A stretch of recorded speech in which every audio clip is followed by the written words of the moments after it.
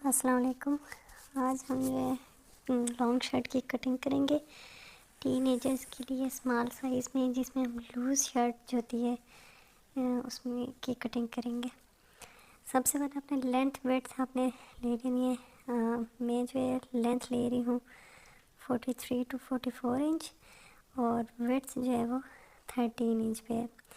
ये अब हम तीरे का निशान लेंगे। ये 7.5 बनता है, तो थोड़े से सिलाई का मार्जिन छोड़ के आप 7.25 पे लगा लेंगे, ठीक है। और इसमें हाफ इंच ऐड करके आपने शोल्डर का निशान लगा लेना है।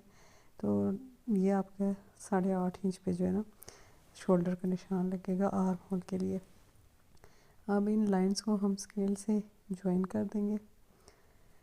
ये फ्रंट और बैक ओवरऑल पहले दोनों साइड्स आपने कट करनी है, फिर हम फ्रंट को डीप कट कर लेंगे। इसके बाद ये मैंने दोबारा चेक कर लिया है, क्योंकि साइज़ इक्वल आ रहा है। 9 इंच इसमें जो ना शोल्डर तैयार करना है।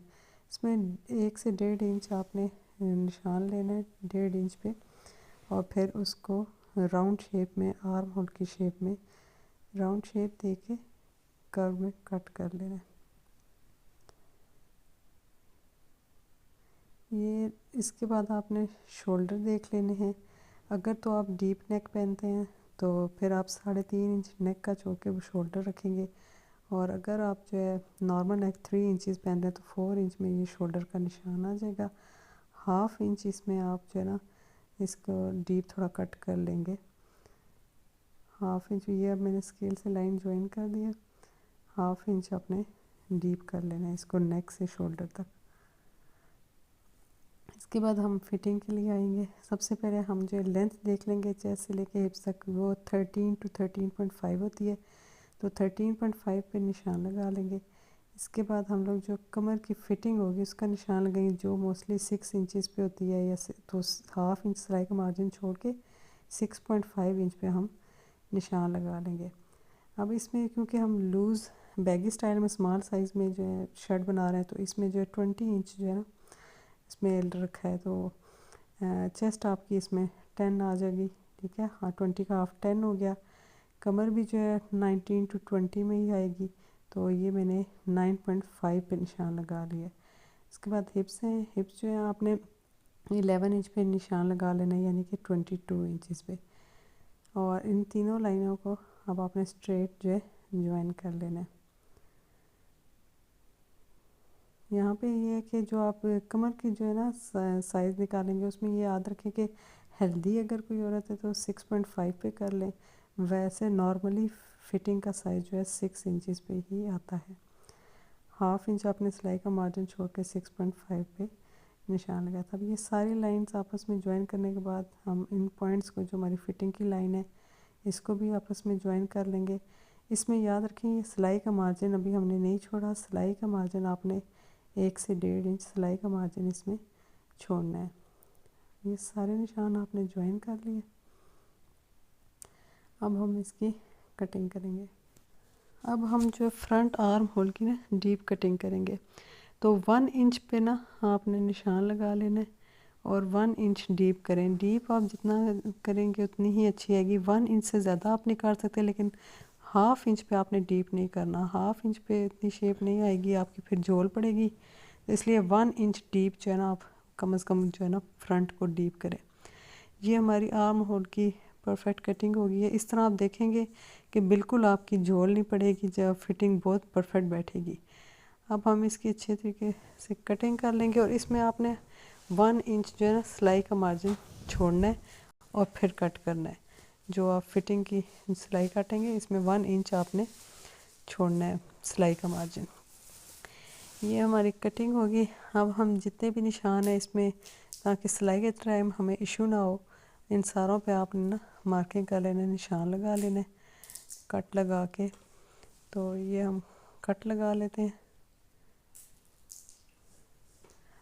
आर्म होल में जो है ना फ्रंट को आप डीप कट करें, तो उसमें ये देखें कि 1 इंच जो है ना लाजमी हो। बहुत से लोग जो है ना हाफ इंच में कटिंग करते हैं, तो वो हेल्दी कोई अगर हो तो हाफ इंच कटिंग ठीक है, ज़्यादा डीप ना करें। लेकिन अगर नॉर्मल जैसे मैं 3 इंचज़ का बना रही हूँ, तो इसमें जो है ना 1 इंच लाजमी आप डीप करें। हमारी आर्म होल की कटिंग हो गई है। अब हम बाकी निशान भी लगा लेंगे और अच्छे से ये सेट कर लेंगे शेप आर्म होल की।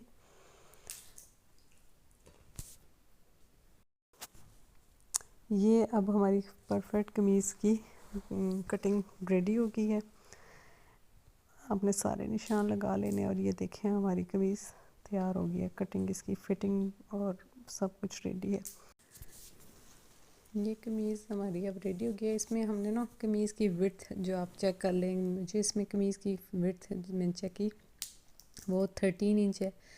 तो जो 1 इंच सिलाई का मार्जिन है और 12 इंच पे जो है ना निशान लगेगा, वो फोल्डिंग के लिए 1 इंच हो गया। तो इसलिए इसमें मुझे कटिंग की ज़रूरत नहीं है। इसमें हम सिर्फ ये जो है थोड़ा सा नीट कर लेंगे और ये आपको जो दामन चाहिए वो रेडी होगा। मैं दामन थोड़ा ज़्यादा रख रही हूँ लूज़ स्टाइल में, क्योंकि शर्ट है इस वजह से।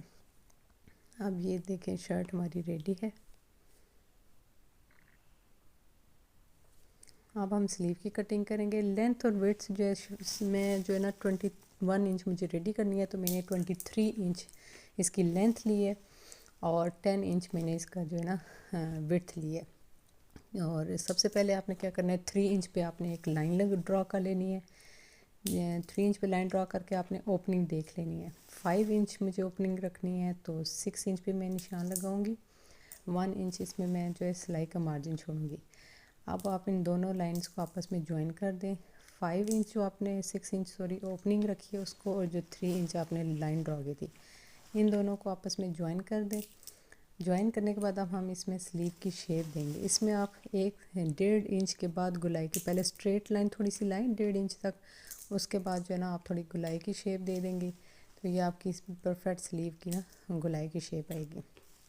इसमें जो है जो आप 1 से 1.5 इंच छोड़ स्ट्रेट रखते हैं, ये सिर्फ इसलिए कि जो आपने सिलाई का मार्जिन छोड़ा है, जो आपकी फोल्डिंग में सिलाई में कपड़ा निकलेगा, और बाकी जिस तरह हम आर्म होल की गुलाई की शेप में कटिंग करते हैं, इसी तरह आपने स्लीव की कटिंग कर ली है। देखें हमारी परफेक्ट स्लीव की कटिंग हो गई है। अब ये बोट नेक है, बोट नेक हम इसमें लगा रहे हैं, तो उसकी मैं कटिंग टीन एजर्स के बोट नेक की मैं कटिंग इसलिए बता रही हूँ क्योंकि इसके थोड़ी सी कटिंग इसको हम डीप कम रखते हैं, तो इस वजह से सबसे पहले 4 इंचेस पे ना आपने इसकी विड्थ ले लेनी है। 4 इंचेस पे आपने विड्थ ड्रॉ करनी है लाइन, और इसको फिर स्ट्रेट लाइन पे ज्वाइन कर दें। क्योंकि छोटी बच्चियां होती हैं ये, तो फिर अगर आप ज़्यादा डीप नेक रखेंगे तो वो सही शेप नहीं आएगी, और जो है नेक भी डीप भी नहीं रखना ज़्यादा, और इसको सही बोट की शेप में आपने देनी है। इसको तकरीबन 1.5 से 2 इंच पे आपने इसकी शेप देनी है। अब इसकी विड्थ मैंने जो है ना 2.5 इंचज़ ली। ये 2.5 इंचज़ पे लाइन ड्रा कर लिया, ये इसकी ना लेंथ होगी। तो अब आपने यहाँ पे ना जो है 1.5 इंच तक तकरीबन इसकी शेप देनी है, ताकि सही परफेक्ट बोट शेप है। 1.5 इंच पे आपने इसकी मार्किंग करनी है और इसको बोट शेप में कर देना है। अगर आप 1 इंच पे करेंगे तो वो गोल शेप आएगी, सही शेप नहीं आएगी। अगर ज़्यादा करेंगे तो आपने क्या करना है, आपने 4 इंच इसकी विड्थ लेनी है और 2.5 इंच पे ना इसकी लेंथ ले लेनी है, और फिर इसकी जो है ना बोट शेप में कटिंग करनी है। तो ये टीन एजेस के लिए परफेक्ट गला है। बहुत अच्छे से आप देखेंगे स्टिच होके, मैं आपको इसकी पिक्चर भी दिखाऊंगी कि बहुत अच्छे तरीके से ये नेक जो है सेट हो जाएगा। ये देखें, अब आप देखेंगे कि ये बहुत अच्छा, देखें बोट शेप में रेडी हो गई। अब ये देखें स्टिच में इसकी लुक